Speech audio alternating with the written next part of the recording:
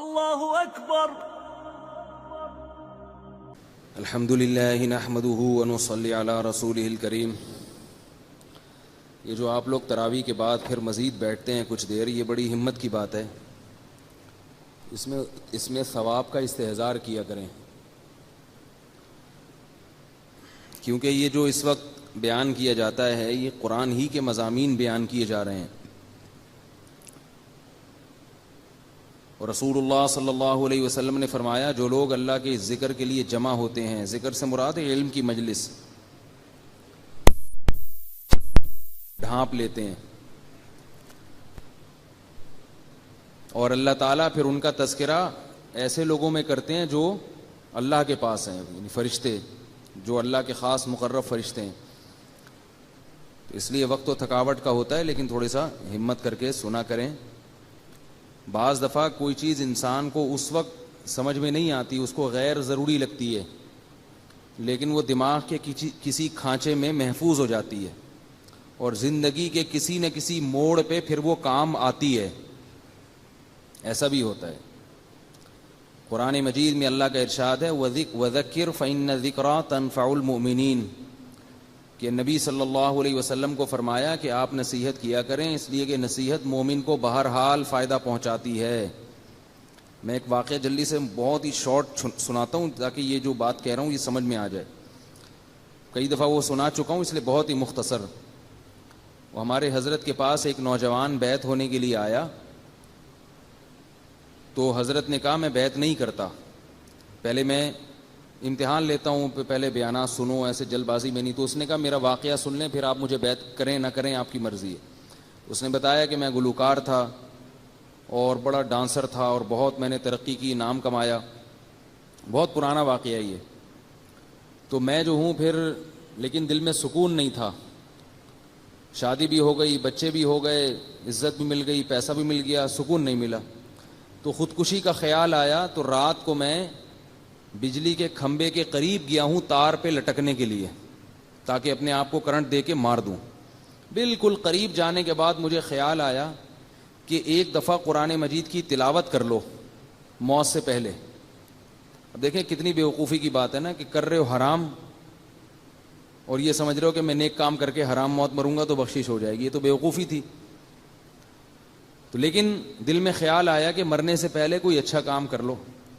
کہہ رہے میں نے قرآن مجید کھولا تو پہلی آیت جس پہ نظر پڑی الا بذکر اللہ تطمئن القلوب، اس آیت میں یہ تھا کہ خبردار، دلوں کو سکون اللہ کو یاد رکھنے سے ہوتا ہے۔ تو اب دیکھو وہ تو عربی میں پڑھ رہا تھا نا، لیکن اس نے کہیں یہ آیت سنی ہوئی تھی، کہیں نہ کہیں یہ آیت اس نے سنی ہوئی تھی کہ اس کا یہ مطلب ہے، کسی عالم کے بیان میں یا کسی کی کتاب میں پڑھی، کسی کتاب میں پڑھی ہوئی تھی۔ تو فوراً اس کو اس کا مطلب سمجھ میں آ گیا کہ اللہ کہہ رہے ہیں خبردار، اللہ کا مطلب خبردار، ہوشیار۔ دل کو اطمینان اور سکون کس میں ہے؟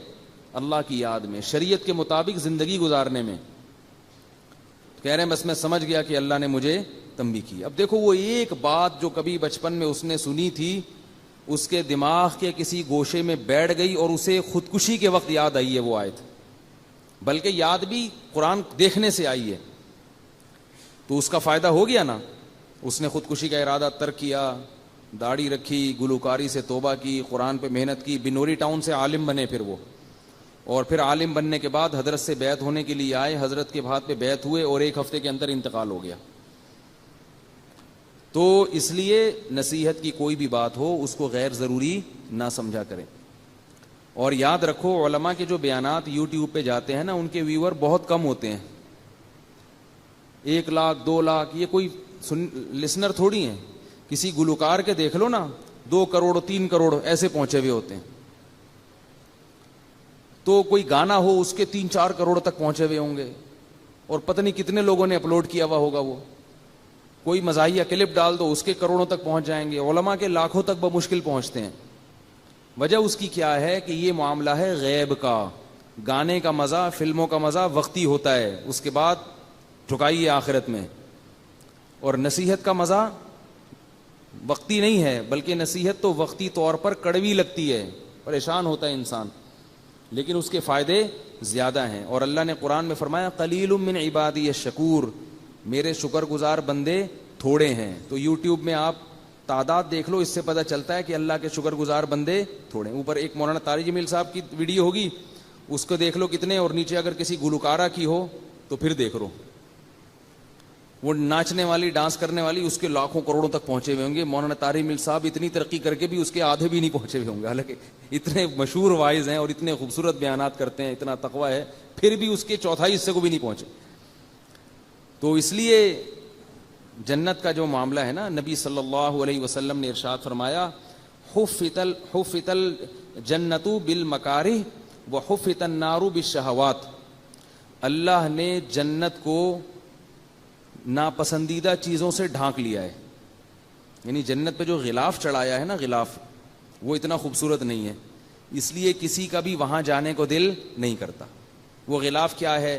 نظر کی حفاظت, کانوں کی حفاظت موسیقی گانے اور یہ ڈھول ڈھمکوں سے, زبان کی حفاظت غیبت سے, جھوٹ سے, چغلی سے, اور اسی طرح ظلم سے اپنے آپ کو بچانا, پھر نماز قائم کرنا, زکوٰۃ دینا. یہ ساری ٹینشنیں, ان ٹینشنوں کے پیچھے ہے جنت. جنت ان ٹینشنوں کے پیچھے ہے. تو اس لیے جنت تو بڑی خوبصورت ہے, لیکن اللہ نے جو دیوار قائم کی ہے نا جنت کی, وہ بڑی کانٹے دار ہے. یہ ایسا ہی ہے جیسے کوئی بریانی لے کر آئے لیکن اوپر جو رومال ڈالا ہوا ہے وہ گندا, تو آپ کہیں گے لے جاؤ, اگلا کہے گا بھائی اس رومال کو ہٹاؤ پھر دیکھو اندر, آپ کہیں گے رومال پکڑنے کا دل نہیں چاہ رہا میرا, اتنا گندا رومال, بدبو آ رہی ہے, ہٹاؤ اس کو. اب وہ کہہ رہا ہے کہ بھائی میں جھوٹ نہیں بولتا, میں سچ بول رہا ہوں, یہ امتحان ہے تمہارا کہ تم میری بات پہ یقین کرتے ہو یا نہیں کرتے. آپ کہیں جاؤ کسی اور کا امتحان لینا. اور دوسرا آدمی آیا, گوبر رکھا ہوا ہے پلیٹ میں اور اس کے اوپر چمک پٹیاں لگائی ہوئی ہیں, وہ جو پٹھانوں کی سائیکل پہ لگی ہوتی ہے نا, آج کل نہیں ہوتی پہلے ہوتی تھی, بلوچوں کی اور پٹھانوں کی سائیکلوں پہ نا, وہاں وہ چمک پٹیاں لگاتے تھے, بڑی خوبصورت چمکتی تھیں وہ سائیکلیں. تو وہ چمک پٹیاں لگائی ہوئی ہیں اس کے اوپر, اور آپ کے سامنے پلیٹ لا کے رکھی. اب ایک عقل مند کہہ رہا ہے, ایک سچا آدمی کہہ رہا ہے بھائی اس غلاف پہ مت جاؤ, اندر گوں بھرا ہوا ہے, اور میں سچ کہہ رہا ہوں, تمہارا خیر خواہ ہوں. تو آپ کہیں چلو سچ بول رہا ہے جھوٹ بول رہا ہے ہمیں کیا پتا, یہ صحیح لگ رہی ہے چیز. تو بالکل یہی حالت ہے کہ اللہ نے امتحان کے لیے جنت کے اوپر ناپسندیدہ چیزوں کا پردہ ڈال دیا ہے. ماں باپ کے سامنے اف نہیں کرنا, بوڑھے باپ کی صلواتیں الٹی سیدھی سننا, چاہے صحیح کہہ رہا ہو چاہے غلط کہہ رہا ہو, بس گردن جھکا کے سننا. رشتہ داری ٹوٹ رہی ہے, اسے اللہ کی خاطر جوڑنا, یہ بڑا مشکل کام ہے. اف, اگر کوئی رشتہ دار آپ کے ساتھ اچھا سلوک نہیں کر رہا تو اینٹ کا جواب پتھر سے دینا خدا کی قسم آسان ہے, لیکن اللہ کی خاطر جھک جانا اور اپنے بھائی کو بہن کو منا لینا, یہ وہی کر سکتا ہے جس کو جنت میں جانے کا شوق ہو اور جنت کا یقین بھی ہو, کیونکہ اس سے انسان کی عزت نفس مجروح ہوتی ہے. بڑا مشکل کام ہے, کیونکہ ہم بھی بھگت چکے ہیں یہ, ٹھیک ہے نا. انسان کا دل نہیں چاہتا, انسان کہتا ہے کیوں, جب میری غلطی نہیں ہے میں تو ایسی کی تیسی کر دوں گا, میں تو یوں کر دوں گا. پھر لوگ بھی شاباش دیتے ہیں, ہاں یہ ہوتا ہے بہادر, اسے بولتے ہیں شیر. تو رشتہ داری جوڑنا, یہ سب قرآن میں جنت اہل جنت کی صفات بیان کی ہیں. نماز خشوع و خضوع سے پڑھنا, بول تو نماز پڑھنا کتنا مشکل, اوپر سے دل لگا کے پڑھو. نماز پڑھنا آسان تھوڑی ہے, 5 ٹائم پوری زندگی پڑھتے رہنا, پھر دل لگا کے, دل لگے نہ لگے کوشش کرنا لگانے کی, یہ اور مشکل کام ہے. دل ہی نہیں لگتا انسان کا, ادھر ادھر لوگوں کو دیکھو نا نماز میں ناک میں انگلیاں گھما رہے ہیں, کان میں انگلیاں گھما رہے ہیں, پتہ نہیں کیا کیا کر رہے ہیں, ہلے جا رہے ہیں. میں ابھی اسلام آباد ایئرپورٹ پہ تھا, تو ایک عرب آیا میرے ساتھ کھڑا ہو گیا. میں تلاش کر رہا تھا جماعت کے لیے کوئی بندہ ملے ایئرپورٹ پہ نا, جماعت کرایا کریں, اکیلے نہ پڑھا کریں. تو جو مسلح بنا ہوا تھا, میں تھوڑا انتظار کیا, میں نے کہا دیکھوں کوئی بندہ آتا ہے. تو ظہر کی نماز تھی, میں نے کہا نماز پڑھتا ہوں. تو وہ عرب پینٹ شرٹ میں تھا, مجھے میں نے پہلے پہچانا کہ یہ عربی ہے, کیونکہ پینٹ شرٹ پہنی ہوئی تھی اور کلین شیف تھا. تو وہ عرب جماعت کے بڑے پابند ہوتے ہیں. اس نے کہا جماعت, میں نے کہا آ جاؤ. اب میں امام بنا, وہ مقتدی بن کے میرے ساتھ کھڑا ہو گیا. اب ساتھ جب کھڑا ہوا ہے وہ, تو ہل رہا ہے, یوں یوں ہلا رہا ہے, یوں ہلا. مجھے بڑی الجھن ہو رہی کہ کیا کر رہا ہے بھائی, تو تمیز سے کھڑا ہو جا تھوڑی دیر کے لیے. ہلے جا رہا ہے. پھر حد یہ ہوئی کہ پینٹ اپنی سیدھی کی یوں کر کے. پینٹ جب سیدھی نہیں ہوئی تو بیلٹ کھولی نماز میں بیلٹ کھول کے پوری اچھی طرح سے ٹائٹ کی, پوری نماز اس طرح پڑھی ہے. مجھے بڑا وہ ہو رہا تھا کہ بھائی یہ کیا ہے, تو وہ قرآن کی آیت یاد آ رہی تھی, والذین هم فی صلاتہم خاشعون, کہ جنت میں جانا ہے تو نماز پڑھنا کافی نہیں ہے, نماز خشوع و خضوع سے. تو دل تو اپنے قابو میں نہیں ہے نا, کم از کم ظاہری جسم تو اپنے قابو میں ہے, اس کو تو انسان قابو میں رکھے, وہ بھی ہلے جا رہا ہے.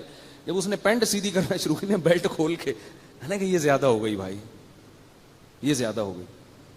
تو ایک صاحب کو میں دیکھتا تھا کہ جب بھی وہ نماز شروع کرتے تھے, نماز تکبیر کے بعد ہاتھ باندھا, اس کے بعد اپنا چشمہ اتار کے جیب میں رکھا. ارے یہ نماز سے پہلے چشمہ اتار کے جیب میں رکھ لو. ہمارے حضرت فرمایا کرتے تھے کہ لوگوں کو پتہ نہیں کیا ہے, نماز کی نیت باندھتے ہی خارش شروع ہو جاتی ہے. تو فرماتے تھے کہ نماز کی نیت باندھنے سے پہلے پورا جسم اچھی طرح کھجا لو, ناک میں انگلیاں بھی گھما لو, کان میں انگلیاں بھی گھما لو, روئیاں ٹھوس لو, جہاں جہاں کھجانا ہے اپنے, ٹھیک ہے نا, کسی اور کے نہیں کھجانا. اچھی طرح سے ہل کے جب تھک جاؤ نا, پھر نیت باندھا کرو. تو کتنا مشکل کام ہے خشوع و خضوع سے نماز پڑھنا, روزے رکھنا, اور بہت ساری چیزیں ہیں. پھر ہم نفلی عبادت بھی کرنی پڑتی ہے ہمیں, تاکہ فرائض میں جو کوتاہی ہوئی ہے وہ نوافل سے پوری. اب تراویح جو ہے, اس سے کیا فائدہ ہے کہ فرائض میں جو کوتاہی ہوگی تو اللہ تعالیٰ یہ تراویح کی نماز سے پورا کریں گے. یہ گریبی ہے, اوور ٹائم ہے یہ. تو نبی صلی اللہ علیہ وسلم نے فرمایا کہ جنت کو اللہ تعالیٰ نے ناپسندیدہ چیزوں سے ڈھانپ دیا ہے. اب جب نبی صلی اللہ علیہ وسلم, حدیث میں آتا ہے کہ جنت جب دیکھی نا فرشتے نے, تو اس نے کہا کہ جو اس جنت کا تذکرہ سنے گا وہ ہو ہی نہیں سکتا کہ اس میں جانے کی کوشش نہ کرے. اور جب اس نے جہنم دیکھی تو کہا کہ جو اس جہنم کا سنے گا ہو ہی نہیں سکتا کہ اس سے بچنے کی کوشش نہ کرے. تو اللہ تعالیٰ نے جنت پہ ناپسندیدہ چیزوں کی چادر چڑھا دی, اور جہنم پہ خواہشات کی چادر چڑھا دی. جہنم کی جو دیوار ہے نا, وہ کیا ہے, وہ ہے جو غلاف چڑھا ہوا ہے نا, وہ ہے زنا, شراب, غصہ جاری کرنا, اینٹ کا جواب پتھر سے دینا. ابا اگر پوچھ رہے ہیں رات کو 1 بجے کیوں آ رہے ہو, تو جواب دینا کہ کیوں پوچھ رہے ہو, میں جوان ہو گیا ہوں, ابھی میں بچہ نہیں ہوں. یہ ہوتا ہے گھروں میں, آپ کیوں پوچھ رہے ہیں بھائی. ایک صاحب نے مجھے بتایا کہ میں اپنے بچے سے پوچھتا ہوں نا, 1 بجے گھر آتا ہے, بیٹا کیوں اتنی دیر سے آ رہے ہو. حالانکہ ان صاحب نے اپنے بیٹے کو پڑھایا, یورپ بھیجا تعلیم کے لیے, 5 سال وہاں بھیجا, سارا خرچہ باپ نے کیا, اتنا پڑھایا لکھایا, اور پھر بابا پوچھتے ہیں کیوں آ رہے ہو, تو کہتے ہیں آپ کون ہوتے ہیں پوچھنے والے. تو میں پھر ان سے پتہ ہے کیا کہتا ہوں, کہ ایسے بچے کو کان سے پکڑ کے باہر نکال دو. جب 2 دن روڈ پہ گزارے گا تو اس کا دماغ درست ہوگا. لیکن وہ کہتے ہیں کہ ماں رکاوٹ بن جاتی ہے, اکثر کیسز میں ایسا ہوتا ہے, ماں رکاوٹ بن جاتی ہے. تو میں نے کہا اماں کو بھی اس کے ساتھ بٹھا دو وہاں روڈ پہ, کیونکہ باپ جو ہے نا ایسی باتیں سن سن کے برین ہیمریج ہو جاتا ہے اس کو. بیٹا تو جہنم میں جا ہی رہا ہے, جب وہ روڈ پہ بیٹھے گا شاید اس میں عقل آ جائے, ورنہ جائے جہنم میں بھائی. شاید 3-4 دن جب روڈ پہ بیٹھے گا تو شاید اس میں عقل آ جائے کہ میرا تو کچھ بھی نہیں ہے, یہ مجھے عزت ملی, یہ پیسہ ملا, یہ تعلیم ملی, نام ملا, قوم ملی, یہ سب کہاں سے ملا ہے مجھے, یہ تو باپ سے ملا ہے. تو جنت جہنم میں جانے کے لیے زنا کرنا پڑے گا, بڑی مزیدار چیز ہے. جہنم میں جانے کے لیے جھوٹ بولنا پڑے گا, کتنا مزہ آتا ہے, پیسے مل جاتے ہیں جھوٹ بول کے. جہنم میں جانے کے لیے ابا اماں کا احترام نہیں کرنا پڑے گا. عورت کے لیے جہنم میں جانا بہت آسان. ایک کام بتاؤں, وہ کر لے تو بغیر حساب کتاب کے جہنم. خواتین اگر جہنم میں جانا چاہتی ہیں اپنی ڈائری میں نوٹ کر لیں, اتنا آسان کام بتا رہا ہوں, گارنٹی ہے جہنم کی. وہ ہے شوہر کا دل دکھائیں اور شوہر کی نافرمانی کریں, شوہر کو خوش نہ رکھیں. کیونکہ نبی صلی اللہ علیہ وسلم نے فرمایا جس عورت کا شوہر اس سے خوش نہیں ہے وہ عورت جنت میں نہیں جا سکتی. تو بہت آسان ہے, اس کی ایسی کی تیسی کر کے رکھو, ٹھیک ہے, خرچہ پورا لو اس سے. پرچی آئیں گی, 1 درجن انڈے لا دو, 1 کلو ٹماٹر لا دو. وہ خان سامہ جا رہا ہے ٹماٹر لینے کے لیے, انڈے لینے کے لیے, واپسی پہ دہی بھی لیتے آئیے گا. ابھی دہی لے کے آ رہے, ایک میسج آ گیا, واپسی پہ 1 بڑی ڈبل روٹی بھی لیتے آئیے, پھر جا رہا ہے واپس, ٹھیک ہے نا. تو اس کا خون چوس کے رکھو, بیمار ہو جائے, آپ بیمار ہو جائیں تو اس سے سارے پیسے لو علاج کے. اگر ٹھیک نہیں ہو رہی تو اسی پہ ڈال دو. کہ یہ صحیح خرچہ نہیں کر رہے. میں نے کہا تھا آغا خان لے کے جاؤ, انہوں نے لیاقت نیشنل میں داخل کرا دیا. بچہ اگر بیمار ہو جائے تو اس کا خرچہ بھی کس سے لیا جاتا ہے بھائی؟ ابا سے لیا جاتا ہے. بچوں کی فیسیں ابا سے لی جائیں گی. سارے اس کا خون نچوڑ دو مگر مانو اپنی, منمانی کس کی ہوگی؟ تو بہت ہی شارٹ کٹ راستہ ہے جہنم میں جانے کا. اچھا خیر زیادہ نہ ہو جائے کہیں. تو نبی صلی اللہ علیہ وسلم نے فرمایا کہ اللہ تعالیٰ نے, اور مرد کے لیے جہنم میں جانے کا پتہ ہے سب سے شارٹ کٹ راستہ کیا ہے اس زمانے میں؟ مردوں کے لیے ہے بد نظری. بے حیائی سے نہیں بچتے آج کل. انٹرنیٹ پر بیہودہ چیزیں دیکھی جا رہی ہیں. جہاں کوئی چمکتا دھمکتا چہرہ نظر آئے گا ایک دفعہ لازمی دیکھتے ہیں اس کو کہ یار حسرت نہ رہ جائے کہیں. اور پھر صحت بھی خراب ہوتی ہے, گناہوں کی طرف طبیعت بھی مائل ہوتی ہے. تو یہ تو اللہ نے سب سے بڑی آزمائش مرد کے لیے عورت کو بنایا ہے. یہ قرآن میں ہے, زُيِّنَ لِلنَّاسِ حُبُّ الشَّهَوَاتِ مِنَ النِّسَاءِ. قرآن کے الفاظ ہیں کہ ہم نے لوگوں کے لیے یعنی مردوں کے لیے جو سب سے مزین چیز بنائی ہے وہ عورتوں کو بنایا ہے. سب سے مزین کا کیا مطلب ہے کہ چادر اللہ نے خوبصورت ڈالی ہوئی ہے, لیکن ہے کیا وہ؟ عذاب ہے, آگ ہے اگر حرام طریقے سے جاؤ گے. اب اس کا حل اللہ نے کیا بتایا؟ بھائی اتنی مزین چیز کو چھوڑے گا کیسے؟ تو اللہ نے فرمایا هل انبئکم بخیر من ذالکم. اس سے بھی زیادہ مزیدار چیز نہ بتاؤں؟ وہ ہے کہ اگر تم تقوی اختیار کرو گے تو جنت میں تمہیں حوریں ملیں گی, وازواج مطہرات, پاکیزہ بیویاں ملیں گی. تو یہاں مزے اڑا لو گے تو وہاں سے محروم. نہیں آ رہی نا بات سمجھ میں؟ اور وہاں اگر مزے چاہتے ہو تو یہاں نظر کو جھکاؤ. اور ایک اور طریقہ ہے وہ میں پھر ابھی بعد میں بتاؤں گا, آپ اکیلے میں مل لیں, ٹھیک ہے نا؟ ایک اور حل بھی اللہ نے بتایا قرآن میں, ایک اور حل بتایا, وہ بھی سب کے سامنے بتانا مناسب نہیں. لوگ کہتے ہیں گھوم پھر کے نا ہر دفعہ ادھر ہی آ جاتے ہو. تو نکاح کر لو بھائی, حلال طریقے سے رکھو, نبیوں کی سنت ہے, اولاد ملے گی, حقوق ہوں گے. تو نظر کی حفاظت یہ بڑا اہم کام ہے, نظر کی حفاظت مرد کے لیے. عفیف اور پاک دامن لوگ آج کل چراغ لے کے بھی مشکل ہو رہا ہے تلاش کرنا, جو اپنی بیوی پر اکتفا کریں اور ان کی بیوی کو یہ اعتماد ہو کہ ہمارے شوہر کا ہمارے علاوہ کسی اور سے کوئی لنک نہیں ہے. بہت سے ہیں اچھے, لیکن آج کل یہ میرے پاس بہت ساری کالز آتی ہیں خواتین کی کہ میاں صاحب غلط چکروں میں پڑے ہوئے ہیں. تو بھائی اپنے آپ کو ان چکروں سے بچاؤ. ایک خاتون بیچاری بہت پریشان ہے, یو کے سے فون کرتی ہیں, زندگی رو رہی ہیں کہ میرے میاں کو لت پڑ گئی ہے لڑکیوں سے, دوستوں کی, میرے بچے تباہ ہو رہے ہیں, برباد ہو رہے ہیں. اب میں ان بیچاری کو کیا کہتا؟ ان کو میں نے کہا صبر کرو, اس کو بڈھا ہونے دو, اپنے میاں کو کیا ہونے دو؟ بڈھا ہونے دو. ابھی جوانی کا جوش ہے نا, تھوڑے دن میں بڈھا ہوگا, پھر دیکھو کیا ہوتا. اور ایسا آدمی بڈھا بھی جلدی ہوتا ہے. ہر طرح سے بیچاری عورت نے سمجھا لیا, بچوں کا واسطہ دے دیا کہ ان کو بھی پتہ چل رہا ہے تمہاری حرکتوں کا, ان پہ کیا اثر پڑے گا. لیکن وہی بات ہے کہ لوط علیہ السلام کی قوم جس بدکاری میں مبتلا ہو گئی تھی, لوط علیہ السلام نے سمجھایا سمجھایا سمجھایا سمجھایا تو اللہ قرآن میں کیا فرماتے ہیں؟ لعمرک انہم لفی سکرتہم یعمہون. اے محمد صلی اللہ علیہ وسلم, ہمیں آپ کی عمر کی قسم, وہ لوگ اس وقت بڑے نشے میں پڑے ہوئے تھے, ان کو لوط علیہ السلام کی باتیں سمجھ میں نہیں آ رہی تھی, بہت نشے میں مست تھے. جب گناہ انسان کے سامنے ہوتا ہے تو وہ نشے میں مست ہو جاتا ہے, پھر نہیں دیکھتا کہ کیا ہے. تو اللہ نے پھر کیسا عذاب دیا, فجعلنا عالیہا سافلہا, فرمایا ہم نے زمین کو اٹھا کے الٹا دے کے پٹک دیا, پوری قوم کو اللہ نے تباہ کر دیا. تو زانی سے اللہ کو بہت نفرت ہوتی ہے. یاد رکھو ہمارے معاشرے میں زنا بہت تیزی سے پھیل رہا ہے, بہت تیزی سے پھیل رہا ہے. میرے پاس کالز آتی ہیں, ایسا ہی نہیں کہہ رہا میں, بہت تیزی سے. لوگ تو اپنے ہر چیز دل کی بات کر لیتے ہیں نا علماء کے سامنے. بہت تیزی سے زنا پھیل رہا ہے. اس کو اللہ کا واسطہ روکنے کی کوشش کرو, سختی کرو اپنے گھر میں. چچزاد پھوپھیزاد بہنوں کو بے پردہ نہ ہونے دو کزنوں کے سامنے. اگر آپ کا بیٹا چچزاد پھوپھیزاد بہن سے دوستی لگاتا ہے, پابندی لگاؤ اس پر. میرے گھر میں جب میرے چچزاد پھوپھیزاد بھائی آتے تھے, میرے والد صاحب کے بھتیجے ہوتے تھے, تو والد صاحب ہماری بہنوں کو حکم دیتے تھے کہ ان کے سامنے نہیں آنا ہے. غصہ کرتے تھے کہ ایسے بے محابہ کوئی نہیں آگے بیٹھے گا. ان کو حکم تھا کہ آپ بیٹھک میں بیٹھیں اور یہیں سے پتلی گلی سے نکل جائیں, جس نے ملنا ہوگا آپ سے یہیں آ کے ملے گا. ناراض ہوتا ہے تو ہونے دو, بہت زیادہ برائی پھیل رہی ہے. مصافحہ کرنا کزنوں سے, گلے ملنا کزنوں سے, براڈ مائنڈڈ کہہ کے نا سب کو بے شرم بنا دیا ہے. ہم براڈ مائنڈڈ ہیں, ہم کوئی گھٹیا تھوڑی ہیں, گلے بھی بڑے تمیز سے ملتے ہیں کہ ایسے جیسے بالکل کوئی احساس ہی نہیں ہو رہا ہمیں. چھوڑ دو اللہ کے بندو, یہ غیر مسلموں کا کلچر ہے, یہ ہندوؤں کا ہو سکتا ہے, یہ بلکہ ہندوؤں کا بھی نہیں ہے, یہ تو انگریزوں کا ہے, یہودیوں کا ہے, جن پر اللہ نے لعنت کی ہے, جن پر اللہ کا غضب آیا. بار بار سورہ فاتحہ میں ہم کہتے ہیں غیر المغضوب علیہم ولا الضالین, اے اللہ نہ عیسائیوں کے راستے پہ چلا اور نہ یہودیوں کے راستے پہ چلا. ہندوؤں کا تذکرہ نہیں ہے یہاں پہ.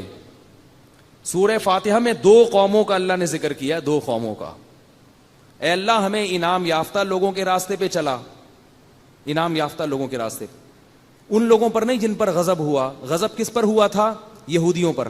اور ان لوگوں پر بھی نہیں جو گمراہ ہیں. تمام مفسرین کا اتفاق ہے کہ اس سے کون مراد ہیں؟ عیسائی. ہندوؤں کا ذکر نہیں, سکھوں کا ذکر نہیں. وجہ اس کی ہے کہ دنیا میں ہندو اور سکھ بھی ان کو فالو کر رہے ہیں. ہندوؤں کا اپنا کلچر ایسا تھوڑی تھا جیسا آج ہو گیا ہے. ان کے تو بڑا سخت پردہ ہوتا تھا, داماد جو ہے, ساس جو ہے اپنے داماد تک سے پردہ کیا کرتی تھی. انہوں نے بھی کس کو فالو کرنا شروع کر دیا؟ عیسائیوں کو, یہودیوں کو. ان کا بھی فیملی سسٹم تباہ و برباد ہو گیا. پریشان ہے وہ بھی, گھروں میں زنا ہو رہا ہے, اتنا زیادہ ان کے ہاں برباد ہو گیا نا ہندوؤں کا فیملی سسٹم کہ جس کی کوئی انتہا نہیں. کوئی عورت محفوظ نہیں ہے. ہر عورت کو پتا ہے کہ حتیٰ کہ اپنے محرم رشتہ داروں سے بھی محفوظ نہیں ہے. اتنا ان لوگوں نے معاشرے میں حیوانیت پھیلا دی ہے. شکر کرو میرے بھائی, اللہ نے مسلمان بنایا ہے, اللہ نے ہمیں مسجد میں آنے کی توفیق عطا فرمائی ہے, اور بار بار ہمارے منہ سے یہ دعا نکلوائی ہے کہ اللہ عیسائیوں کے راستے پر نہیں چلانا. تو کزنوں سے ہاتھ ملانا, گلے ملنا, یہ سارے یہود و نصارہ کے طریقے ہیں. لڑکیاں جب آپس میں ملتی ہیں تو آج کل ان میں بھی ایک بےہودگی آ گئی ہے, کسنگ کرتی ہیں ایک دوسرے کو. چھوڑ دو اس بے شرمی کو. جیسے مرد ملتے ہیں مصافحہ کرتے ہیں بس, تو لڑکیاں بھی آپس میں ملیں مصافحہ بس. اس سے زیادہ فری ہونے کی چندہ ضرورت نہیں ہے. برائی پھیلتی ہے معاشرے میں اس سے.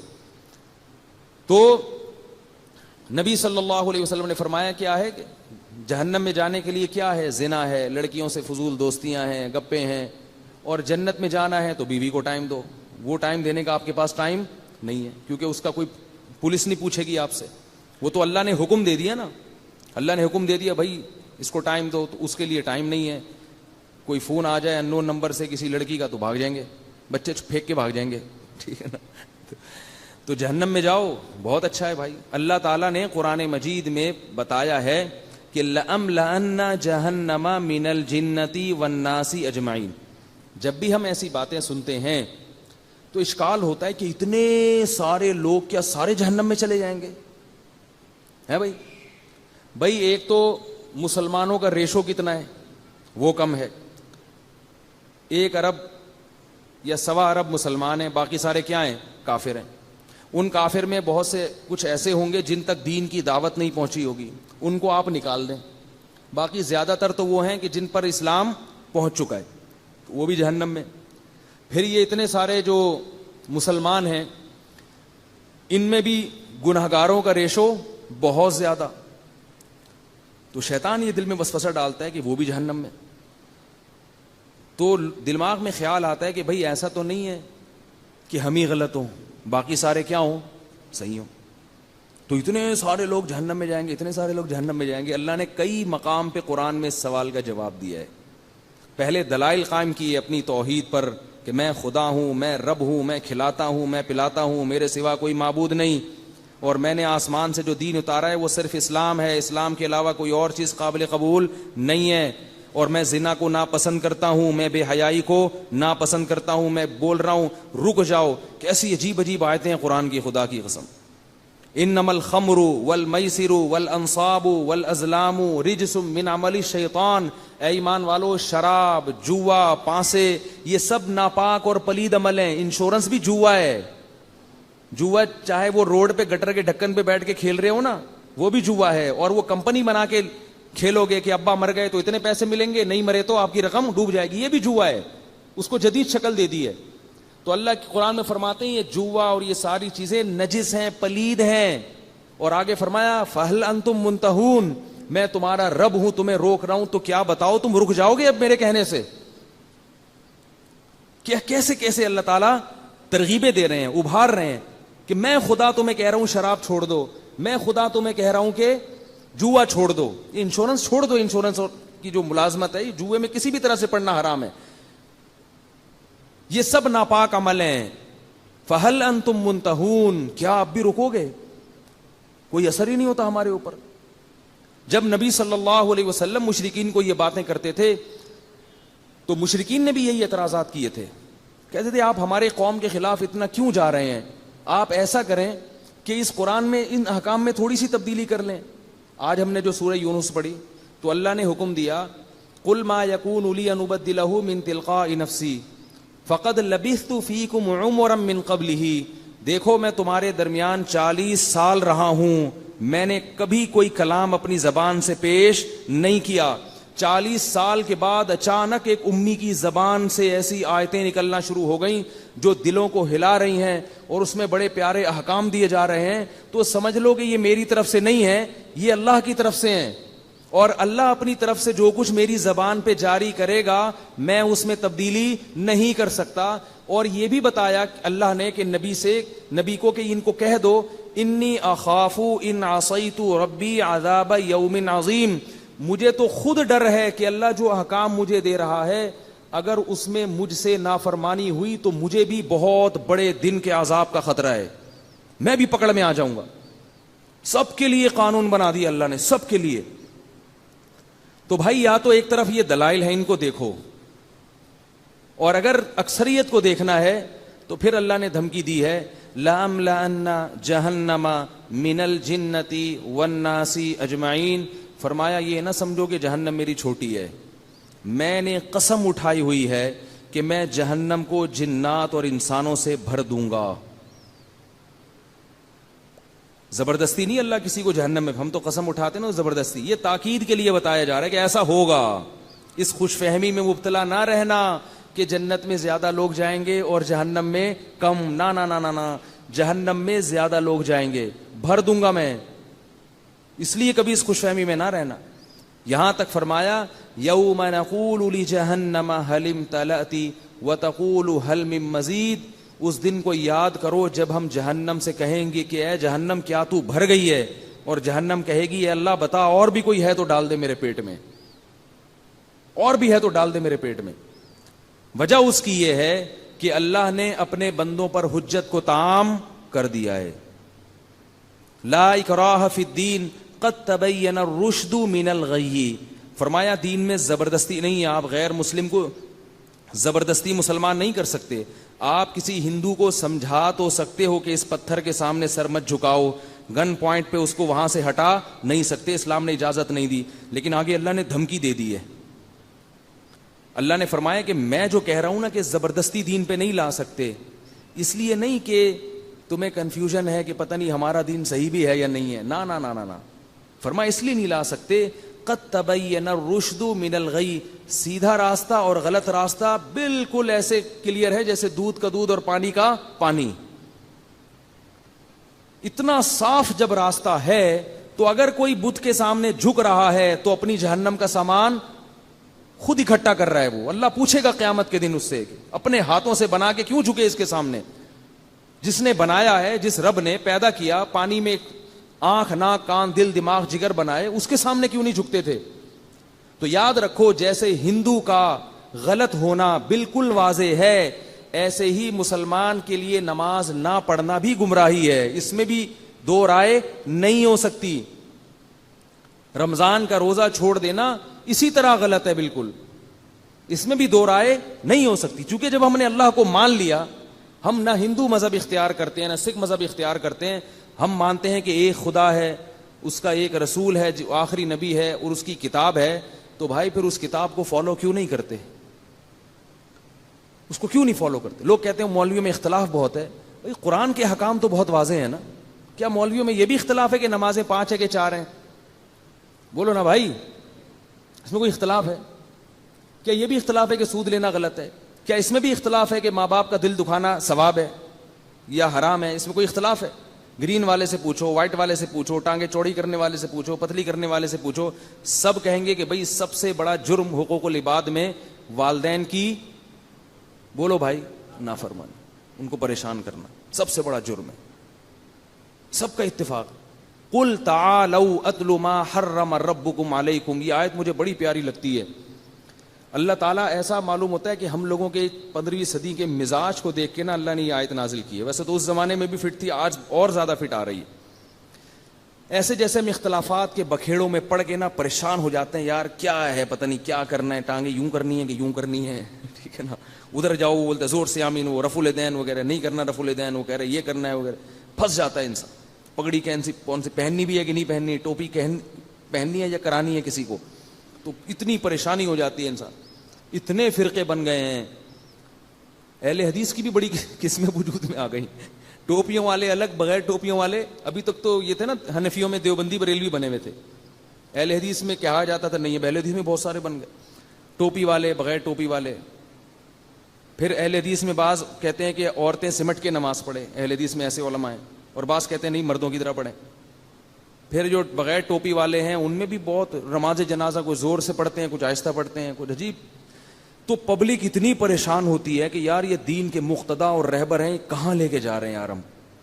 ٹھیک ہے آپ علماء کے پاس بیٹھ کے یہ مسئلے بھی حل کریں تاکہ حق تک پہنچے, لیکن یہ اتنے بڑے ایشو نہیں ہیں. یہ مسئلہ آپ کا حل نہیں ہوا تو جہنم میں نہیں اللہ پھینکے گا آپ کو. اس بنیاد سیکھیں تاکہ گمراہی کی طرف نہ جائیں, لیکن یہ اتنا بڑا ایشو نہیں ہے. بڑے ایشو کیا ہیں؟ قرآن کہہ رہا ہے قل تعالوا, اے نبی ان سے کہہ دو تعالوا آؤ.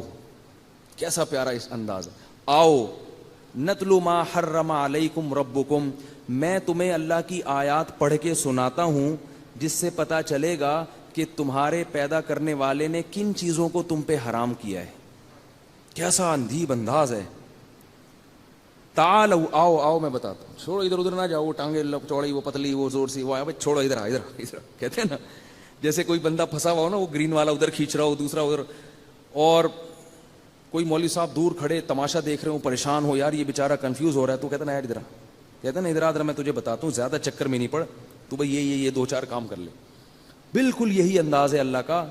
اے نبی ان سے کہہ دو تعالوا آؤ. تعالوا جو ہے نا یہ بڑے احترام سے جب کسی کو کہا جاتا ہے آئیے, تشریف لائیے. عربی میں ایک لفظ ہے ایتی, ایتی کا مطلب آ جا, ادھر پڑھا پڑھ اتھے آ, اور تعالوا تشریف لائیے, آئیے, آؤ ہم تمہیں بتاتے ہیں کہ تمہارا رب کن چیزوں کو تم پر کیا کر رہا ہے, حرام کیا. اللہ تشرکو بہ شیئا, سب سے پہلے اللہ کے ساتھ کسی کو شریک مت کرنا.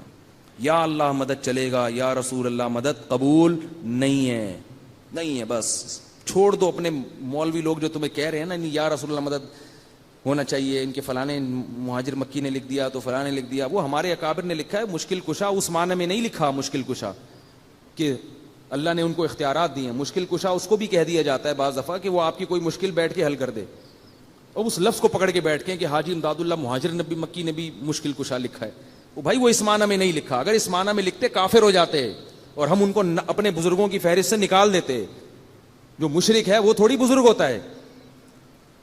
لیکن جو شریعت کی بات ہے, جو قرآن کہہ رہا ہے, وہ اس کو دیکھو کہ اللہ کے ساتھ کسی کو دعا میں شریک مت کرو. اس پہ تو 2 رائے ہیں نہیں. اس میں تو اللہ نے پیغمبروں کے والدین کو نہیں معاف کیا. بھائی ہم اور آپ کس کھیت کی مولی ہیں. تو صرف اور صرف اور صرف مدد کس سے مانگنی ہے. آپ بریلوی بن کے رہو, ہمیں کوئی اشکال نہیں. آپ کو میں بریلوی ہوں, کچھ نہیں ہوتا بریلوی کہنے سے. آپ کو میں دیوبندی ہوں, کچھ نہیں ہوتا. آپ کو میں اہل حدیث ہوں, کچھ نہیں ہوتا اس سے. اللہ جو کہہ رہے ہیں یہ 2-4 کام کرو جو میں بتا رہا ہوں. سب سے پہلے کیا ہے, میرے ساتھ کسی کو شریک نہیں کرنا. ناموں سے نہیں ہوگا. اللہ تعالیٰ قیامت میں یہ نہیں دیکھیں گے دیوبندی بریلوی اہل حدیث کیا ہے. اللہ کہیں گے جو احکام اور عقائد میں نے دیے تھے وہ ہیں یا نہیں. اگر اللہ نام دیکھ کے جنت میں داخل کریں تو صرف جماعت المسلمین والے جنت میں جائیں گے, کیونکہ انہوں نے باقاعدہ 1975 میں اپنا نام جماعت المسلمین گورنمنٹ سے رجسٹرڈ کروا دیا ہے. وہ تو کہیں گے اللہ ہمارے پاس تو سرٹیفکیٹ ہے پورا, ٹھیک ہے نا. کام کرو کام مسلمانوں والے, ٹھیک ہے نا, کام. تو پہلی بات کیا ہے, اللہ تشرکو بہ شیئا, اللہ کے ساتھ کسی کو ذرہ برابر بھی شریک نہیں کرنا. بس اختیارات صرف کس کے ہیں, اللہ کے. یا ایھا الناس انتم الفقراء الی اللہ, اے لوگوں میں نبی بھی داخل ہیں یا نہیں ہے, سب داخل ہیں اس میں. انتم الفقراء الی اللہ, تم سب کے سب اللہ کے در کے فقیر و محتاج ہو. کچھ نہیں کر سکتے اللہ کے ارادے کے بغیر. انبیاء بھی اس میں داخل ہیں. انبیاء تو اور زیادہ تواضع کے ساتھ دنیا میں زندگی گزارتے ہیں. قرآن میں کتنی جگہ اللہ نے اپنے نبی صلی اللہ علیہ وسلم کو بھی تنبیہ کی ہے کہ اگر آپ بھی سیدھے راستے سے ہٹے تو آپ کو اللہ کے عذاب سے کوئی نہیں بچا سکتا. حالانکہ نبی کبھی بھی سیدھے راستے سے نہیں ہٹتے, یہ بتانے کے لیے کہ یہ بھی میرے احکام کے مکلف ہیں, تم بھی میرے احکام کے مکلف ہو, یہ بھی ہے, یہ بھی میرے بندے ہیں. تبھی ہم جب کلمہ پڑھتے ہیں اشہد ان لا الہ الا اللہ وحدہ لا شریک لہ واشہد ان محمدا عبدہ ورسولہ. دیکھو کیسا عجیب کلمہ ہے. عبد کا لفظ پہلے ڈال دیا, رسول کا لفظ بعد میں. بندے ہیں, غلام ہیں اللہ کے, اس کے بعد ہیں رسول. یہ ہمارے کلمے میں یہ لفظ اس لیے ڈال دیا تاکہ ہمارے اندر وہ شرک نہ پھیلے جو عیسائیوں میں پھیل گیا تھا. اور آگے فرمایا وَلَا تُشْرِكُوا بِهِ شَيْئًا وَبِالْوَالِدَيْنِ احسانا. اور دوسرا حکم کیا دیا؟ والدین کے ساتھ اچھا سلوک. احسان پتہ ہے کسے کہتے ہیں؟ خدمت کو نہیں کہتے. احسان کا مطلب ہے کہ جتنا ان کا حق بنتا ہے اس سے زیادہ کیا جائے. احسان کہتے ہیں کسی بھی چیز کو بہت ہی اچھے طریقے سے کرنا. جیسے حدیث میں آتا ہے نا, نماز میں احسان کیا ہے کہ ایسے عبادت کرو جیسے استحضار ہو کہ اللہ تمہیں دیکھ رہا ہے. تو ہر چیز کو بہت عمدہ طریقے سے کرنا. اور فرمایا وَلَا تَقْتُلُوا أَوْلَادَكُم مِّنْ إِمْلَاقٍ. اپنی اولاد کو قتل مت کرو غربت کے خوف سے. نَحْنُ نَرْزُقُكُمْ وَإِيَّاهُمْ. رزق تمہیں ہم دیتے ہیں اور ان کو بھی ہم دیں گے. آج اولاد کو قتل تو نہیں کیا جاتا, لیکن پریگننسی میں حمل ضائع کرا دیا جاتا ہے. اور یہی ہوتا ہے کہ اس کی فیسیں کون بھرے گا, اس کے علاج کے خرچے کون اٹھائے گا. 2 بچوں کو پالنا مشکل ہو رہا ہے, تیسرا آئے گا, اس کی فیسیں کون دے گا؟ اللہ نے کیا کہا کہ اس کو رزق کون دے گا؟ میں دوں گا. یہ بہت بڑا جرم ہے, یاد رکھو. حمل روکنا اس نیت سے کہ میں خرچے کیسے پورے کروں گا. یہ اللہ پہ الزام ہے کہ اللہ کو آپ تانا دے رہے ہیں کہ اللہ میرے خرچے پورے نہیں ہوئے تھے, میں تو بھوکا مر گیا, ایک اور نسل دنیا میں آ رہی ہے. دیکھو ایک سیٹ ہو, بہت بڑا سیٹ, اور وہ کہہ رہا ہے جب بھی ضرورت ہو نا میرے پاس آنا. بلکہ باپ کی مثال دیتا ہوں. باپ اپنے بیٹے کو کھلا رہا ہے, پلا رہا ہے, جب بھی کوئی ضرورت ہوتی ہے اس کی ضرورت پوری کر دیتا ہے. اب بیٹے کو ایک کوئی چیز خریدنی تھی جو بڑی اس کی محبوب چیز تھی, اور وہ نہ خریدتا تو بہت نقصان ہوتا. تو بیٹے نے اس لیے نہیں خریدی کہ پتہ نہیں ابا مجھے پیسے دیں یا نہیں دیں. باپ کو جب پتہ چلے گا اس کو غضب آئے گا کہ نہیں آئے گا؟ کہے گا یار ساری زندگی میں نے آج تک کبھی نہ کی ہے, اور تجھے اب کیسے خیال آ گیا یار؟ اس کا مطلب تو مجھے کنجوس سمجھتا ہے, یا تو یہ سمجھتا ہے کہ میرے خزانوں میں کمی ہے. یہ تو نے سوچ کیسے لیا میرے بارے میں؟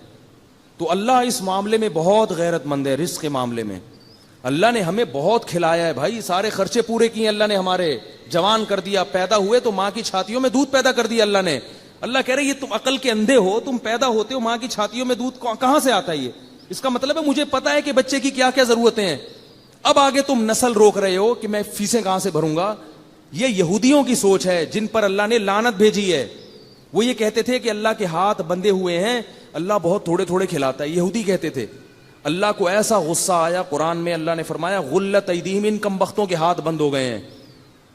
وَلُعِنُوا بِمَا قَالُوا, اور جو انہوں نے کہا ہے نا اس کی وجہ سے ان پر لعنت ہے اللہ کی. بل یداہ مبسوطتان, اللہ کے دونوں ہاتھ کھلے ہوئے ہیں. تو نہ دیکھو یہ ڈرامے جو تمہیں اور نسل روکنے کے مشورے دے رہے ہیں, نہ دیکھو ایسی فلمیں.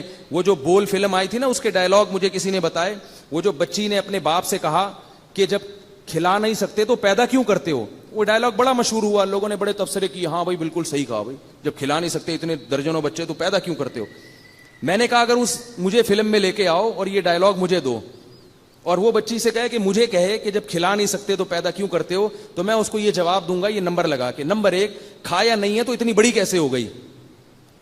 یہ جو ہے نا میڈیا آپ کی آنکھوں پہ پردہ ڈالتا ہے, خدا کی قسم, یہ سب یہودیوں سے پیسے لے کے ہمارے کلچر کو تباہ کر رہے ہیں. بیٹی کو باپ کا کیسا بدتمیز بنا رہے ہیں آپ دیکھو. سب سے بڑا احسان کہ جو والدین آپ کی پیدائش کا ذریعہ بنے, اسی احسان کی ناشکری کی جا رہی ہے. والدین کو تو پاؤں دھو کے پینے چاہیے کہ ان کی وجہ سے ہم دنیا میں آئے ہیں, ہم ان کے جسم کا ٹکڑا ہیں. تبھی ماں باپ کی ساری خصوصیات اولاد میں ٹرانسفر ہوتی ہے کہ میں جو کچھ ہوں اپنے والدین کی پہچان ہوں. میں جب بیان کرتا ہوں لوگ مجھے کہتے ہیں جنہوں نے میرے والد صاحب کو دیکھا کہ حضرت بالکل آپ کے والد صاحب کا لک آتا ہے آپ میں, وہی جذبات ہیں, وہی آواز ہے. تو یہ کیا ہے, یہ کہاں سے ملا ہے؟ سب کچھ باپ سے ٹرانسفر ہوا ہے نا. اسی باپ کو آپ تانا دینا شروع کر دو, یا پیدا کیوں کیا تم نے. کتنا بڑا جرم ہے یہ، کتنا بڑا جرم ہے. اور یہ فلموں میں سینما گھروں میں دکھایا جا رہا ہے اور لوگ ہنس ہنس کے دیکھ رہے ہیں اور پھر کہتے ہیں ہماری اولاد نافرمان ہے. تمہاری اولاد تو نافرمان ہوگی نا, وہ تو اس باپ کو مانے گی جو تمہیں سونے کے نوالا کھلاتا رہے بس ہر وقت. ذرا سا اس نے ہاتھ کھینچا تو تانے سننے کو ملیں گے تمہیں. تو میں اگر ہوتا اس کو کہتا کہ اگر تو نے کھایا نہیں ہے تو تو اتنی بڑی, بولو بھائی کیسے ہو گئی, کیسے ہو گئی اتنی بڑی. نمبر 2, تو نے ضرورت سے زیادہ کھایا ہے. اگر ضرورت کا کھایا ہوتا تو ایسی باتیں نہ کرتی. ایسی باتیں غریبوں کی زبان پہ نہیں آتی.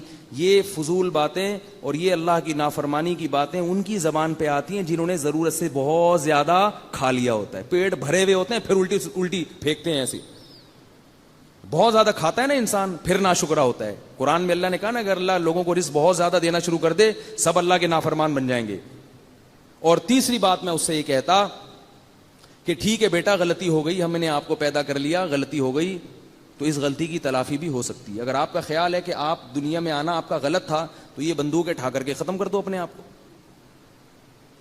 بھائی موت کی تکلیف بھی نہیں, اگر آپ کہیں تو موت کی تکلیف ہوگی تو بڑا مسئلہ ہے, تو بھائی کنپٹی پہ ایک گولی ٹھا کر کے ماری جائے تو کوئی نہیں پتا, ایک سیکنڈ میں ختم.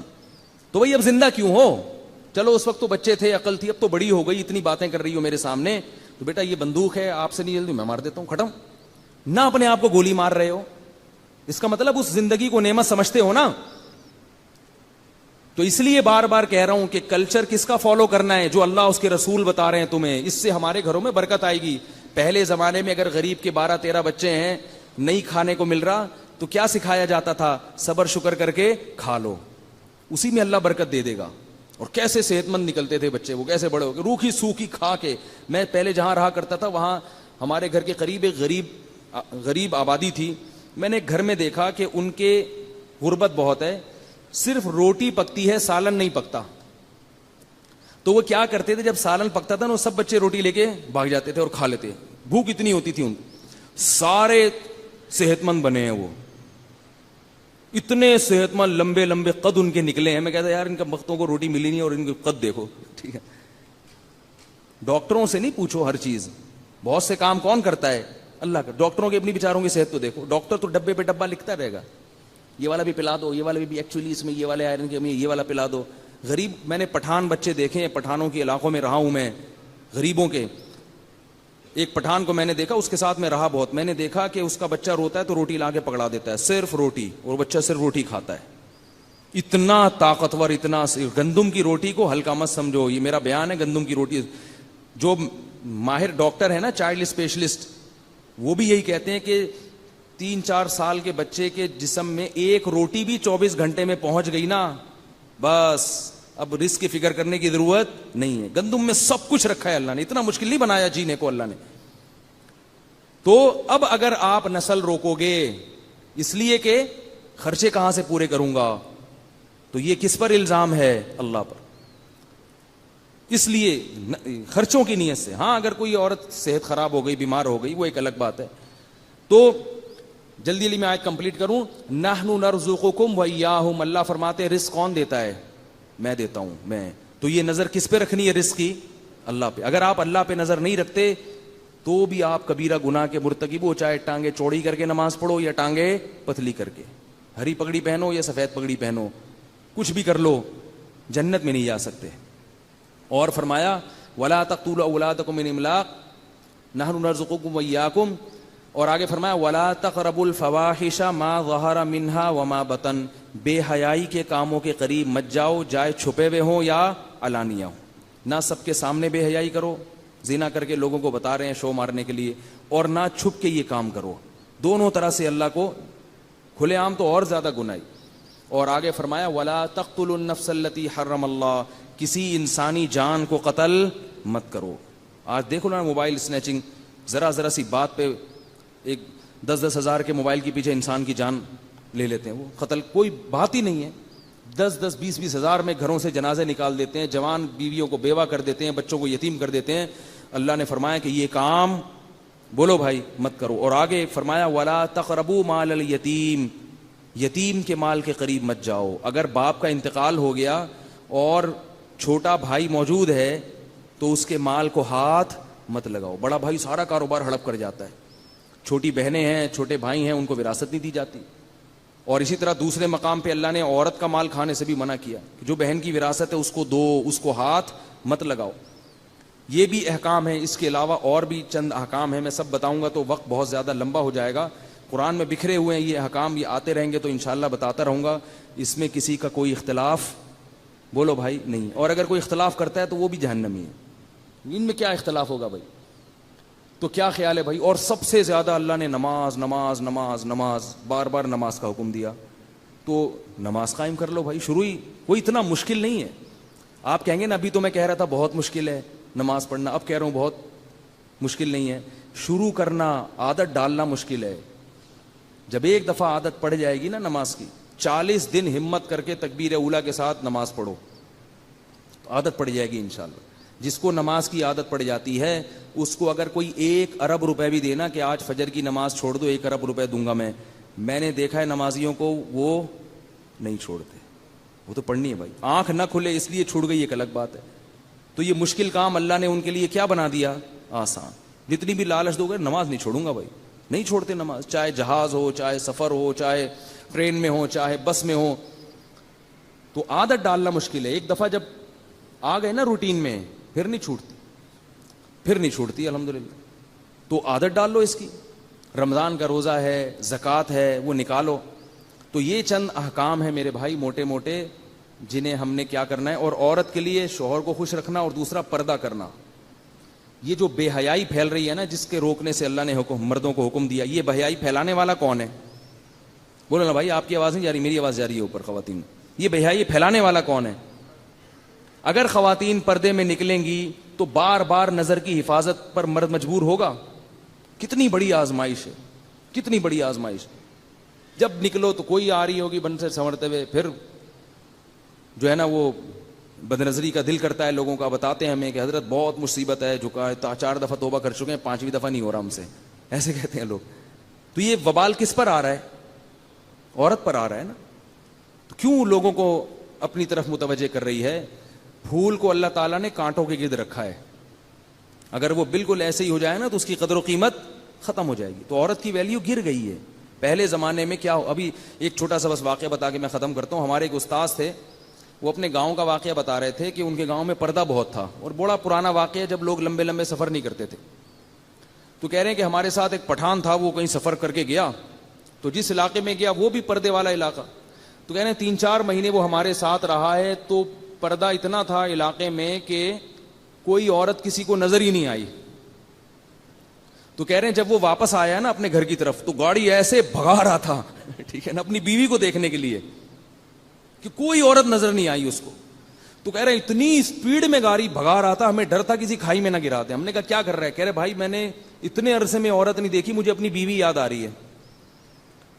تو یہ کیا ہے؟ یہ جو عورتیں بے حیائی پھیلا رہی ہیں, اس سے مردوں کے دلوں میں اپنی بیویوں کی محبت, بولو نا بھائی, ختم ہو رہی ہے. حضرت حکیم اختر صاحب رحمہ اللہ تعالی ایک ملفوظ کہا کرتے تھے کہ اگر مرد بازار میں نکلے اور اسے کوئی عورت نظر نہ آئے, اور اسی طرح آفس میں بھی نظر نہ آئے, اور ادھر بھی نظر نہ آئے, تو ان کے الفاظ ہیں, میں یہ الفاظ نہیں نقل کر سکتا, لیکن ان کے بڑے بزرگ ہیں, وہ فرماتے ہیں پھر لے دے کے تمہارے پاس ہی آئے گا. وہ عورتوں سے کہتے تھے, تمہارا میاں پھر لے دے کے وہاں سے آ گیا, کم وقت کچھ نظر ہی نہیں آ رہا ہے, تو پھر وہ اپنی والی ٹھیک ہے, اسی سے محبت کرو. ایک طرف خواتین کہتی ہیں ہمیں جاب کی اجازت ہو, ہمیں یہ کیا پردہ وردہ. بھائی اس کی وجہ سے آپ کی اس بہن کا نقصان ہو رہا ہے جو کسی کے نکاح میں آ گئی ہے, اور جب آپ کی شادی ہوگی تو پھر اس نقصان سے یہ نقصان آپ کو بھی بھگتنا پڑے گا, کہ پھر آپ جیسی اور بھی جو ہے نا وہ چمک چھلیاں وہ بیٹھی ہوئی ہوں گی آفس میں, پھر آپ کو اپنے شوہر سے یہ پریشانی ہوگی. یہ کیا مصیبت ہے, یہ کیا مصیبت. ایک خاتون نے ڈاکٹر سے شادی کی, ایک میرے پاس خاتون کا فون آیا, میرے میاں یہ ادھر ادھر لڑکے. میں نے کہا ہاں, جب آپ کے لیے رشتہ آیا ہوگا نا کسی تبلیغ والے کا, داڑھی والے کا, کسی دیندار کا, تو وہ تو آپ نے مسترد کر دیا ہوگا کہ یہ تو یعنی چارپائی سے رسی سے باندھ کے رکھے گا گھر میں, بیڑیاں ڈال کے رکھے گا. تو آپ کو چاہیے تھی آزادی. ایسا نہیں ہوتا, دیندار لوگ اتنا قید کر کے رکھے, مشہور کیا ہوا ہے. تو وہ بھی اتنا ہی کرے گا نا, بھائی برقع پہنا دے گا کہ چلو جہاں گھومنے پھرنے جانا ہے برقعے میں جاؤ, یہی کرے گا نا, اور کیا کرے گا. نہیں یہ نہیں چاہیے ہمیں. تو میں نے کہا کہ آپ نے پھر ان کے رشتوں کو مسترد کر دیا ہوگا, آپ کو براڈ مائنڈڈ چاہیے ہوگا. کہی ہاں مجھے تو یہ چاہیے تھا. میں نے کہا مل گیا نا براڈ مائنڈڈ. براڈ مائنڈیڈ یہ تھوڑی ہوتا کہ صرف اپنی بیوی کو دیکھے, وہ کہتے کوئی بات نہیں یار کیا ہو گیا. وہ ایک لطیفہ بچپن میں سنا تھا, ڈیفینس والے بھی یہاں بیٹھے ہوئے, ابھی معذرت کے ساتھ سارے ایک جیسے نہیں ہوتے. وہ ایک آدمی نے ڈیفینس میں کسی خاتون کو چھیڑ دیا. سارے ڈیفینس والے ایسے نہیں, بڑے بڑے غیرت مند لوگ ڈیفینس میں پڑے ہوئے ہیں, لیکن لطیفہ ہے, اس کو لطیفہ ہی سمجھیں, حقیقت نہ سمجھے. تو ڈیفینس میں ایک آدمی نے کسی خاتون کو چھیڑ دیا. اب چھیڑ کے گھڑا آیا نا, تو وہ جس خاتون کو چھیڑا تھا اس کا شوہر اس کے گھڑا ہے, تو نے میری بیوی کو چھیڑا ہے. تو اس نے کہا یار اگر تمہیں اتنی تکلیف ہو رہی ہے بیوی کو چھیڑنے سے, تو ڈیفینس میں کیوں رہتے ہو؟ ٹھیک ہے نا, لائک گھٹیا آدمی, گھٹیا نیچ, غریبوں کے علاقے سے رہتے ڈیفینس میں ہو مگر باتیں کیسی کرتے ہو, گھٹیا نیچ. یہ کیا ہوتا ہے یار اگر چھیڑ دیا ہم نے, تم ڈیفینس میں رہتے ہو, براڈ مائنڈیڈ بنو یار. وہی گھٹیا سوچ, لگتا ہے کہ کسی جو ہے نا جھگی سے نکل کے ابھی نیا نیا پیسہ آیا تمہارے پاس, کہہ رہے کوئی مسئلہ نہیں, اگر ہم نے تمہاری بیوی کو چھیڑ دیا تم ہماری بیوی کو چھیڑ دو, اس میں کیا ہوتا ہے یار. تو یہ اتنا براڈ مائنڈیڈ, میں اس خاتون سے کہا کہ آپ اتنا براڈ مائنڈیڈ جب بنی ہوں گی تو پھر آپ کے میاں صاحب اب براڈ مائنڈیڈ ہیں, وہ مذہب کی پابندیوں کو قبول نہیں کرتے. وہ کہتے کیا ہو گیا اگر میں پڑوسن کو چھیڑ لیا تو, بیگم اتنا کیوں غصہ آ رہا ہے, اور اب یہ درد سر ساری زندگی کے لیے لگ گیا, اللہ یہ کہ اللہ کسی کو ہدایت دے. تو اللہ نے جو عورت کو پردے کا حکم دیا ہے وہ عورت کے فائدے کے لیے دیا ہے, اور مرد کو نقصان پہنچانے کے لیے دیا ہے, تاکہ مردوں کو آزادی نہ ملے. دیکھو ہم جب گوشت لیتے ہیں نا کسائی سے خریدتے ہیں, چیلیں اوپر گھوم رہی ہوتی ہیں, تو اس گوشت کو شاپر میں پیک کرتے ہیں حفاظت کے لیے نا, تاکہ چیلوں کی ہوس کی نگاہیں ان پہ نہ پڑیں. تو اللہ نے بھی کہا ہے کہ جیسے گوشت مرغوب ترین چیز ہے, چیلیں کھیرے ککڑیاں پہ نہیں آتی. آپ سبزی 1 کلو ٹماٹر لے کے جا رہے ہیں, کوئی چیل لے آ کے حفظہ نہیں کہا, آپ نے ذرا تازہ تازہ گوشت خریدا, وہ چیلیں بھی آئیں گی, کوے بھی آئیں گے, بلیاں بھی آئیں گی. میرے تو کئی دفعہ بلیاں گوشت کھا چکی ہیں, تھوڑا سا ادھر بلی آگے کھا جاتی ہے. ایک دفعہ تو میں بکرے کا گوشت لے کر آیا, میں نے لٹکایا, ایک بلی نے بچے دیے ہوئے تھے. میں گلشن اقبال میں رہتا تھا, تو میں اس دیکھتا تھا یار اس نے ہمارے گھر میں بچے دیے ہوئے, اور میرے پاس تو ٹائم نہیں تھا, نہ میرے گھر والوں کے پاس ٹائم تھا اس کی دیکھ بھال کا. تو یہ کھاتی کہاں سے ہے, سارا دن تو ادھر پڑی رہتی ہے بچوں کی دیکھ بھالی میں, بچوں کی حفاظت میں, کھاتی کہاں سے. اچھا عید آنے والی تھی, تو میں نے اپنے رشتے داروں کی دعوت کی تھی, اگلے دن عید تھی, تو میں گلشن اقبال میں قصائی کی دکان پہ بکرے کا گوشت لے کر آیا 3-4 کلو. رشتے داروں کو بلانا تھا میں نے, صاف ستھرا گوشت. بائک پہ لے کے گیا میں, گوشت لا کے میں نے بائک پہ لٹکایا اور بھول گیا, گھر میں ویسے ہی آ گیا. بیٹھ کے گپ شپ کرنے لگا, تو گھر والوں نے تھوڑی بات کہا آپ کہاں, اب تو گوشت نہیں لائے. میں نے کہا ارے وہ تو میں بھول ہی گیا, بائک پہ لٹکا ہوا ہے. جب میں گیا ہوں تو بلی بیٹھ کے خلال کر رہی تھی. ہوتا نا تسلی سے کھا پی کے فل لو کے, اب آخر میں بیٹھ کے تسلی سے کیا ہو رہا ہے, خلال چل رہا ہے, ریشے ویشے دکھا لوں. میں نے کہا یہ اللہ نے میرے ساتھ واقعہ کروایا ہے یہ بتانے کے لیے کہ میرے ذہن میں یہ آیا کہ اس کو رزق کہاں سے ملتا ہے. یہ تو بچے دیے ہوئے ہیں اس نے, یہ تو نہیں بھاگ سکتی نا, بار بار بلی دیکھو نا کیسے اپنے بچوں کو بلوں سے بچاتی ہے. اس کے پاس اب اتنا ٹائم نہیں ہے, جبکہ اس کو خوراک زیادہ چاہیے پہلے سے, ٹائم کمانے کا کم ہے اور ضرورت کئی گنا بڑھ چکی ہے. لیکن میں نے آج تک کسی بلی کو بھوکا مرتے ہوئے نہیں دیکھا. ابھی ہمارے گھر میں ایک بلی نے بچے دیے ہوئے ہیں, وہ پتہ ہے کیا کرتی ہے, بچے بڑے ہو گئے نا تو باہر سے گھوم پھر کے ان کے لیے بھی گوشت لے کر آتی ہے. کل تو میں نے یہ منظر دیکھا, میری آنکھوں سے آنسو نکل گئے. میں نے کہا اللہ کیسے تو جانور کے دل میں تو نے رحم ڈالے, اتنا بڑا گوشت کا ٹکڑا کہیں سے اٹھا کے لائی اور بچوں کے سامنے رکھ دیا لا کے. اس بھائی جب اللہ ان کو دے سکتا ہے تو ہمیں نہیں دے سکتا رزق, کیوں اتنا پریشان ہوتے ہو. تو وہ کیا تھا, کیا بات کر رہا تھا یار, کہاں سے کہاں بات نکل جاتی ہے, جلدی سے بتائیں, ختم, بہت ٹائم ہو گیا ہے بھائی. وہ میں یہ کہہ رہا تھا کہ دیکھو چیلیں جو ہیں وہ کھیرے ککڑی ٹماٹر پہ نہیں آتی, وہ کس پہ آتی ہیں, گوشت پہ, تو اس کو پیک کیا جاتا ہے. تو اسی طرح اللہ نے عورت کو حسن و جمال دیا, اس کو عزت دی, کہا کہ پیک ہو جاؤ تم, ورنہ یہ ساری ہوس کی نگاہیں تم پہ پڑیں گی, تمہاری ویلیو معاشرے میں گر جائے گی. اس بدنظری کا یہ عذاب ہے کہ اب ہر ایک کو شادی کے لیے بے انتہا خوبصورت چاہیے, کیونکہ اتنا کچھ دیکھ چکے ہیں مرد کہ اب ان کو واجبی چہرے والی سمجھ میں نہیں آتی. فلمیں دیکھ دیکھ کے, ڈرامے دیکھ, ان کو وہی حسن چاہیے, وہ ملتا نہیں ہے مارکیٹ میں, ٹھیک ہے نا. تو وہ ڈالڈا کھا کے وہ حسن تھوڑی پیدا ہوتا ہے. تو وہ پھر خواتین ڈسٹمپر کے پورے ڈبے کر کے اپنی بچیوں کو بٹھاتی ہیں. رشتہ جب دیکھنے آتے ہیں نا لڑکے والے, پورے ڈسٹمپر کے ڈبے خالی کیے ہوئے ہوتے ہیں, بھائی کوئی پسند کر لے. اس کو پسند ہی نہیں آ رہا کیونکہ اس نے فلمیں دیکھی ہیں, اس نے اداکاروں, اس نے اپنے آفس میں دیکھی ہے. تو یہ سب چل رہا ہے حساب کتاب. تو اللہ نے جو ہمیں کہا میرے بھائی وہ کر لو, اللہ نے پھر آخرت میں کیا رکھی ہمارے لیے, جنت رکھی ہے. تو تھوڑا مشکل ہے لیکن ایک دفعہ عادت ڈالنی پڑے گی.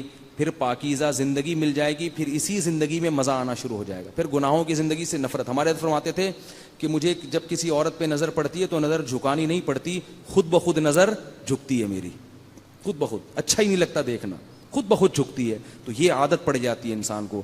اللہ تعالی ہم سب کو سمجھنے کی, عمل کی توفیق عطا فرمائے. وما علینا الا البلاغ. Thanks for watching.